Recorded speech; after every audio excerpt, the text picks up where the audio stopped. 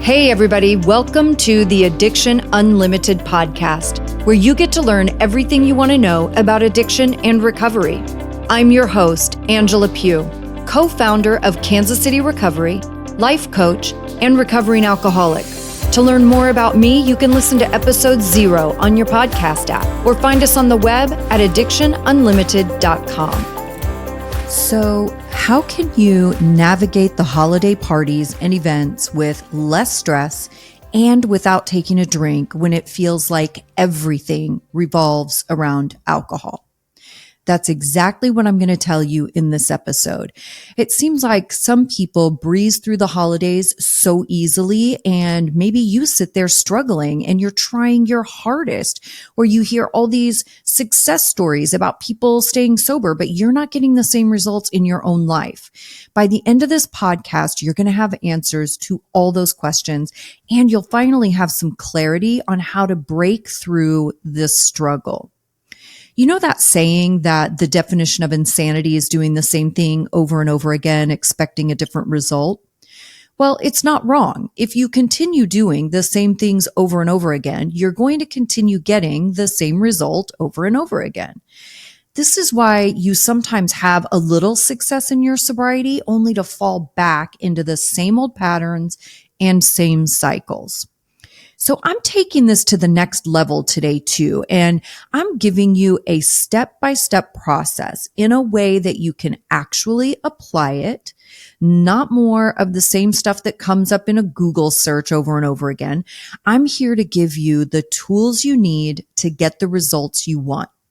And if you get some value from this episode, make sure to share it with someone so they can get value too. This is a tough time of year for everybody. So the more we're looking out for each other and sharing resources, the better.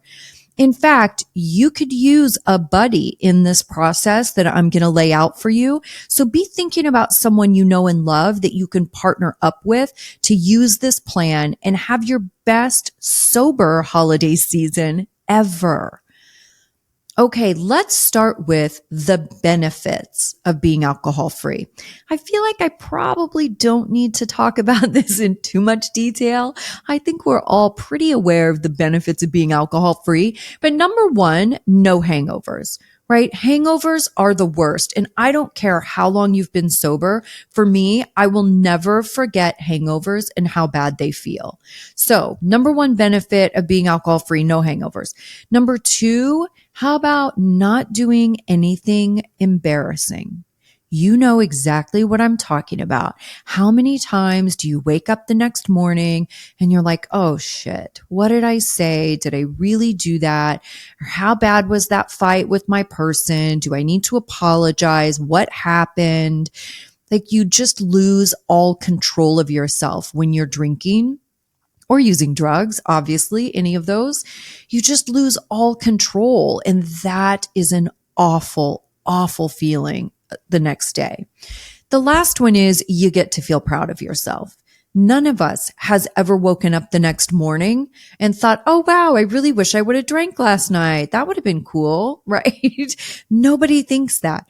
It's always we wake up the next morning and we're like, oh my gosh, I am so grateful I got through that night. I'm so glad I made it. My sobriety is intact. I've conquered another day. Right? So think about those things as you're approaching the holidays and all the celebrations and gatherings and events. No hangovers, don't do anything embarrassing, and you get to be proud of yourself. So let's start breaking down this plan I've got for you, okay? These are the tips for making the most of your holidays, right? And staying alcohol free. And the first step of this is map it. I want you to map it out. I want you to open your calendar and look at all the events and celebrations and gatherings you have coming up in the holiday season. Map out everything. If it's an office party, a family gathering, a holiday brunch, I don't care what it is. If it's holiday related, I want you to map it out. That way you know exactly what you're facing and we can figure out each event as we go. Map it out. The next thing I want you to do is I want you to give each event a rating. And the first rating is, how important is it? and use whatever rating system you want. Maybe it's a 1 to 5, 1 being not important at all, and 5 being absolutely super important, have to go no matter what. So give a 1 to 5 rating. How important is it? Do you have to be there? Is it imperative that you show up? The next rating I want you to give it is how triggering is the event. And I want you to think about this. If it's too triggering, then don't go. And this is where the importance rating comes in. So you've got how important is it and how triggering is it? If it's super low importance and super high trigger, don't go. It's not worth it. There's no reason to put yourself in the situation to just be uncomfortable. But if it's super important and super triggering, then we've got to put some boundaries in place to protect you and keep you safe. So that's it. Map it out, all the events you've got, and then give it the rating. How important, how triggering. And figure out which things, number one, figure out which things that you can just say no to. What things can you just decline kindly with respect and love? And let's talk about that for a second too. We were talking about this a few weeks ago in Sober Society VIP. That's my member community. In our VIP group coaching, we were having this conversation about how difficult it is for some people to say no. And if you're a people pleaser, it's really hard. You want to say yes. You want to make everybody happy. You don't want to make any waves. You want everybody to feel fantastic about you and think you're wonderful. So we have this inclination to always say yes. But I want to tell you an easy way to say no. And this is what I was telling my VIP group. I'm like, I start every no with a thank you. That's the first thing I do. I say thank you first. Oh my gosh, thank you so much. I really appreciate you thinking of me. Or, oh, wow, thank you. What a great invitation. Thank you so much for thinking of me. That's how you start. It's beautiful. It's kind. It's loving. And that's who I am. So of course I would start that way. And then the next piece of it is declining the event. Like, oh my gosh, thank you so much for thinking of me. I really appreciate you. I'm not going to be able to make it happen this time, but please think of me next time. And that's the third part. Is tell them you want them to ask you again. You're not declining for any crazy reason or because you don't like them or whatever. You're just taking out any room for miscommunication, right? So let's go through it again. Say thank you, decline the event kindly, and let them know you'd love to be invited again, right? Thank you so much. I appreciate you inviting me to that. Sounds like so much fun. I'm not going to be able to make it this time, but please remember me next time because this sounds great. I would love to do it next time if I can. Right. And maybe you don't really want to do it next time, so don't say that part. But it's an easy way to decline. You start with the thank you and then you decline the event. It's a beautiful, simple way to decline with love, and nobody feels weird about it. Okay, so the next piece is what boundaries you need to set for each event. So again, we're going to go back to the rating system. You've mapped everything out. You've got your rating. How important is it? How triggering is it? If it's super important, then we need to set some boundaries around those events. If it's super important and you have to go, we want to keep you safe. So number one, I always drive myself. That's the biggest one for me. I always make sure I have a safe exit. If I ride with someone, I am not shy to say like, hey, listen, if this gets weird or if I get uncomfortable, I'm going to bail, just so you know. But that doesn't happen too often. Usually people I'm going to events or things with, we're already on the same page and we're close enough that we've talked through all that stuff and we're good. But otherwise, I'm driving myself because I want to be able to leave whenever the hell I want to leave, period. If I get uncomfortable for any reason, I am leaving. That's all there is to it. So that's one, drive myself. The next one is, I would say, set a time limit. You don't have to stay at anything too long, right? If it's super important, you have to be there and you have to make that appearance, make your appearance, but set your time limit at an hour or 90 minutes. I've shared this with you before. My time limit is 90 minutes. If that feels comfortable for you, then use that. If an hour feels better, then use an hour. And that way too, as I'm walking in, I'm already setting the stage for my exit. When I'm walking in the door and saying hello to people, it's, hey, it's so good to see you. I'm so glad we have some time to catch up. I can't stay too long, unfortunately, but I'd love to hear what's going on with you and how your family is, right? You're already setting the stage so people know that you can't stay very long. Again, it just removes opportunities for miscommunication or for people reading into you leaving without saying goodbye or whatever. It's just handling it up front. So the next part of this, after you map it out and you rate it and you think about some boundaries, we're going to plan the lead up to these events. I want you to plan it. Okay. We need to manage our stress in advance. Don't have super high anxiety and not do anything about it and then wonder why you're miserable. Okay.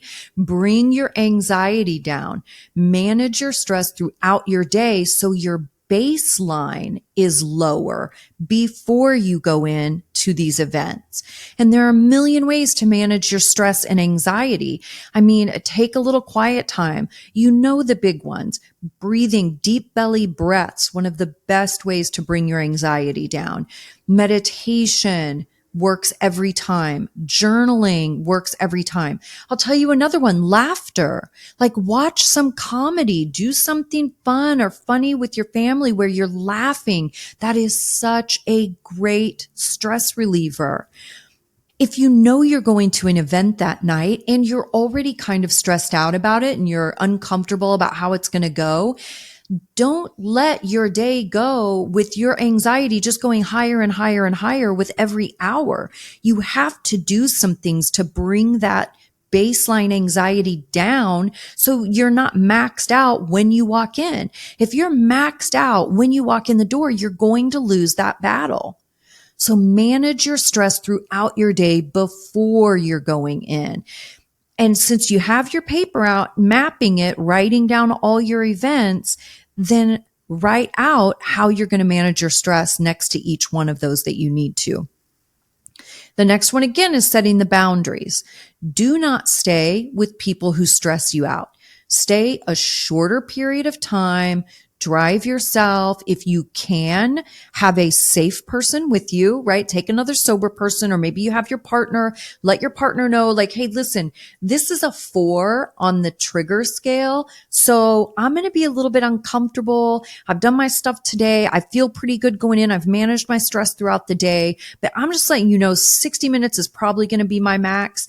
And if I get weird, I need some kind of code word that I can say to you so you know I need to get out of here, right? If you have a safe person with you, that makes it so much easier. If they know that you're sober and you're really trying to get through these events without drinking and it's important to you, they want to help and support you. So if you can take a sober support person with you, that's the best thing. But if you don't have someone to take with you, or if you're going with your partner or your family and they don't really get it, here's the next best thing to organize a support system. Get some buddies on text. Remember at the beginning of this when I said you're going to need a buddy? Listen, if you can get 1, 2, 3 buddies to do this with you, this will save your ass, okay? Have some people that you can be texting with if you get uncomfortable. Everybody's texting, especially at a party, right? It's not like you're not going to be able to find a second to send a text to somebody. But what it does is it gets you grounded in what's important to you. Shooting a quick text and saying, oh my gosh, this is a little more stressful than I anticipated, or the opposite. Oh, wow, this is actually really nice and fun. It's way easier than I thought it was going to be. But it gets you connected to your goal and your center and what's important to you. So have some text buddies, people that you can be texting throughout your event. The next best one from there is have somebody you can call. Like have your BFF in advance. Say to your BFF, like, hey, I've got this event coming up, kind of stressed about it. I'm definitely not drinking, but it might be kind of stressful for me. Do you mind if I call you while it's going on? And say you're going to get to the party at 8, tell your BFF you're going to call them at 8:45. So you've already got that stress reliever in place. And then you use what's my favorite trick, the bathroom break. You excuse yourself to the bathroom, you get a little minute away from everybody, and you call your person and just say, hey, I really appreciate you being here for me. Again, same thing. Either this is much harder than I thought it was going to be, or this is much easier than I thought it was going to be, or the cake is really good, or these fools are really drunk and I can't wait to get the F out of here.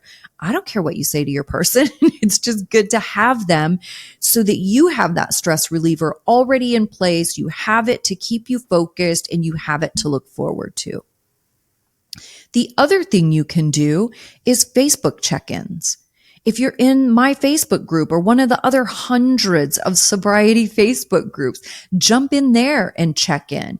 And again, be service minded. Think about what you can do for others, like sharing this episode. It's the same thing when you post in Facebook groups. It's not about you.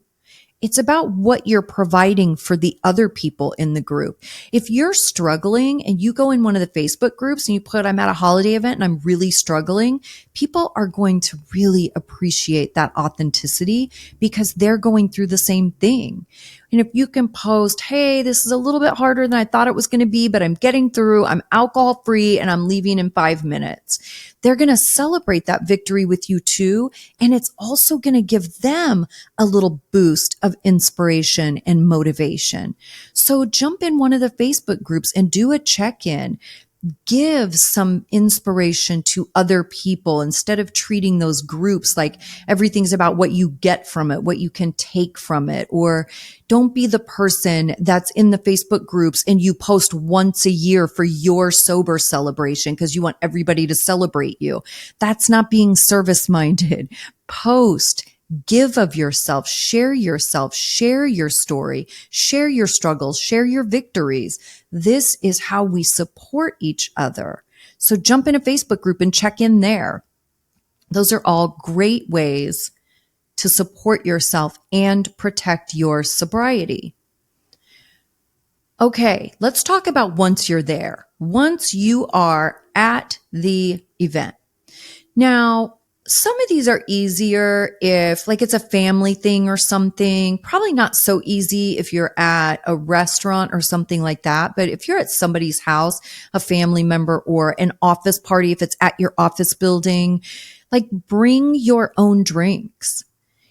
Bring something for yourself. You know this already. I don't have to tell you this part, but it's so much easier when you have your own drink in your hand. People aren't going to be approaching you as much, asking you if you want a drink, or they're not going to be walking up handing you a drink when you have something in your hand.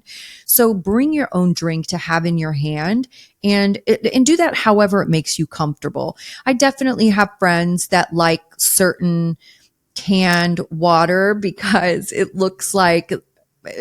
a crazy looking can and it blends in better with the drunk people. I don't care myself. Like I'll drink whatever out of whatever, but think about your comfort level and what you need and bring your own drink to keep you comfortable.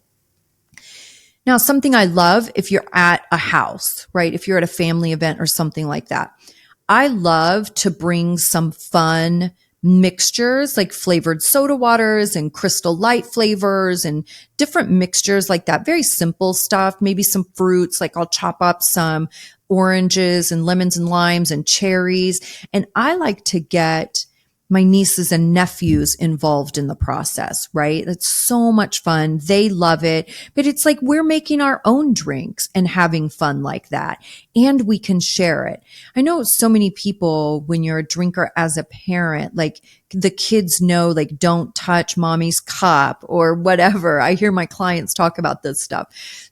So this is something that everybody can be in together, right? And I'm sure there are other people in your family or your friend group that don't drink alcohol. So bring some mixtures of things and make it fun that way. So you don't feel like you're missing out on something if other people are mixing drinks and doing that thing. And You'll build your own camaraderie with your little non-drinking crew, regardless of what age they are. But that's a super fun way to do it. The other thing, once you're there, is to stay busy. This is the same thing I say to you if you are brand new to sobriety, like you're just quitting drinking. Certainly if you're in your first month, for sure. Stay busy. Do not sit down and obsess about not drinking, or obsess about everybody else drinking, or obsess about feeling left out. Do things. Do not sit down and just obsess and spend quality time with your negative thoughts, right? The quieter you get, the louder those negative thoughts get. So do things. Help set up, help clean up, take out the garbage. Take out the dog, like go walk the dog for a few minutes, or play with the kids, or, my favorite, be the family photographer. I love to be the photographer and take really great pictures of my brothers and their kids, because they can't take pictures of themselves with their kids, right? So that's a really fun thing for me. And then I use those photos as gifts as well. It's one of my favorite gifts, are photo gifts.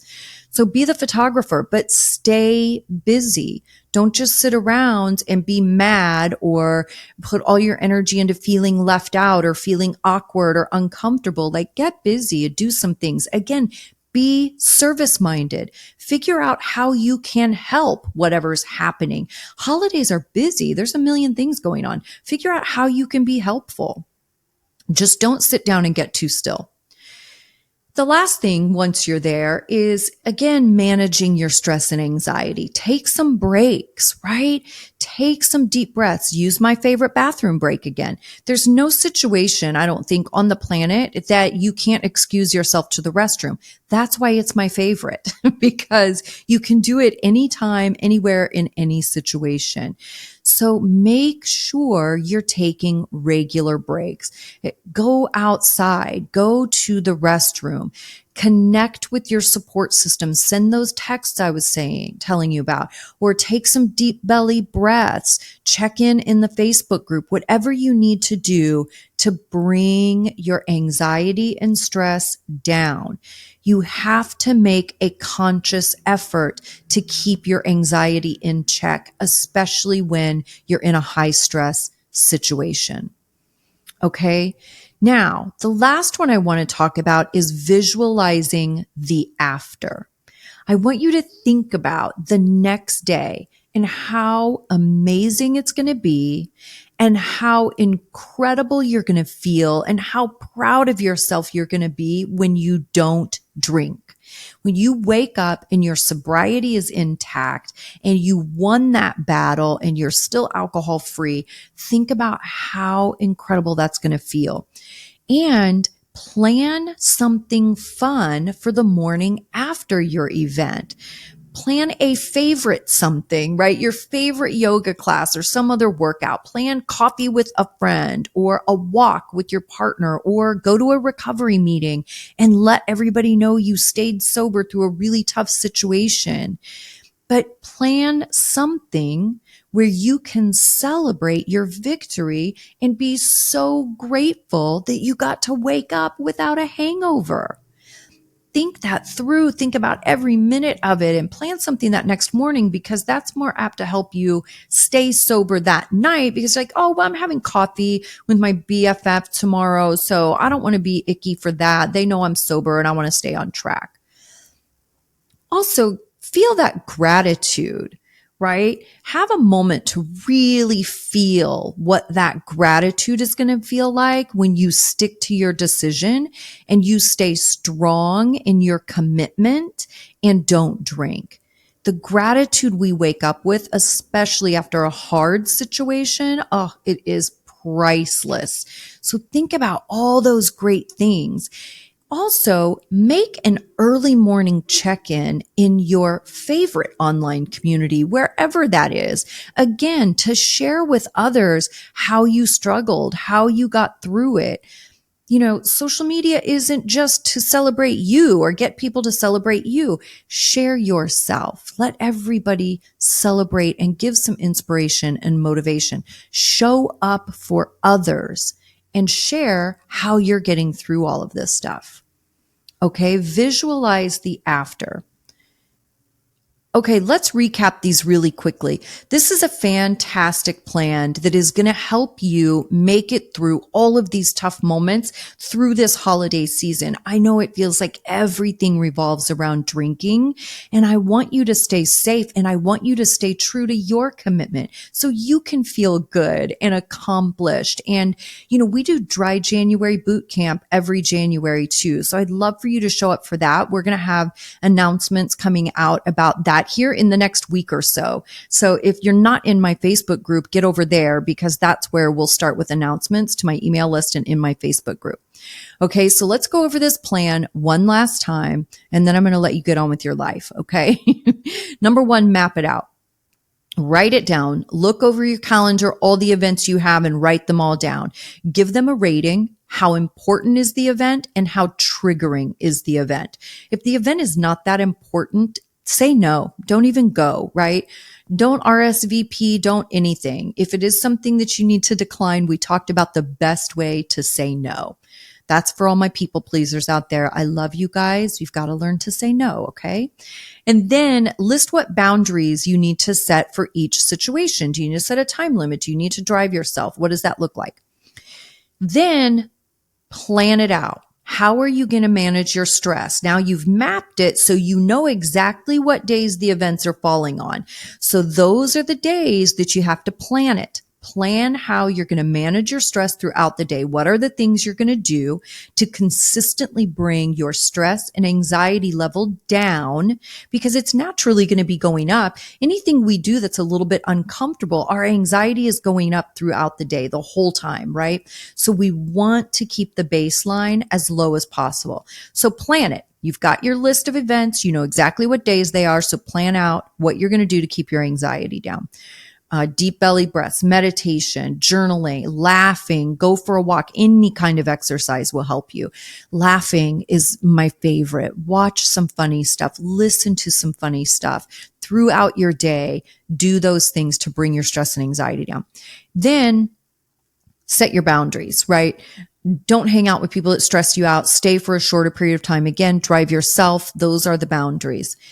Then organize your support system. Again, you've got all your events mapped out, written down. You know exactly what days they are. So figure out what support system you can utilize for each of those events on those days and reach out to your friends. Hey, will you be my buddy for Wednesday? I've got this party. Like, I would just love to be able to text you and hang in there. I really don't want to drink. And it would be nice for me to feel like I have a friend that is there with me. So can I reach out to you that day? Right? Or your bestie. Can I call you throughout this thing? I got to be there at 8. Let me call you at 8:45, right? Organize your support system. This is part of planning it. You don't want to get there and be caught off guard. This is what I was saying. Doing the same thing over and over again is going to get you the same result over and over again. You have to do things differently. This is the step-by-step plan of exactly how to do it to conquer this thing and stay alcohol free. Okay. Then for once you're there, I want you to bring your own drinks of some sort, whatever you can do, or order something pretty. If you're in a restaurant or something where it's not appropriate to bring your own things, but bring your own things if you can. That's one of the best ways to do it. Stay busy. While you're there, stay busy. Don't just sit obsessing about all the negative things that drive you crazy. Get busy and take regular breaks to do some deep belly breaths and bring your anxiety down, and to reach out to your text buddy or call your bestie or jump online and check in a Facebook group. Make sure you're taking regular breaks. Then for the after, plan a favorite event the next morning so you have something to look forward to and someone to look forward to sharing your victory with. Again, this could be your in-person support group. It could be your online community, your favorite online community, whatever it is. Have coffee with your bestie or your mom, breakfast with your mom, or go to your favorite yoga class, whatever it is for you, but plan something the next morning so you can celebrate yourself and feel happy about making it through alcohol free and feel all the gratitude that you're going to have when you wake up with no hangover, no embarrassment, remembering everything you did, fully in control of yourself, cool and confident with no regrets. Think about all the beauty of that. And then do an early morning check-in with your online communities so we know you stayed sober, and to inspire others to stay sober also. That's your plan. Map it, plan it. Once you're there, we talked about things to do, and the after, we talked about things to do. I hope you got so much value from this. Again, share it with a couple of your friends so that you guys can all do this together and make sure you get through this holiday season alcohol-free. I hope you're having a fantastic day, and I will see you next week. You've reached the end of another great episode of the Addiction Unlimited podcast. Candid and honest conversation about addiction and recovery. Be sure to visit us at addictionunlimited.com to join the conversation and access show notes and links to everything we talked about. Love this episode? Please take 30 seconds to subscribe, rate, and review on iTunes to help us improve and give you the information you want. Thanks for listening. See you next week.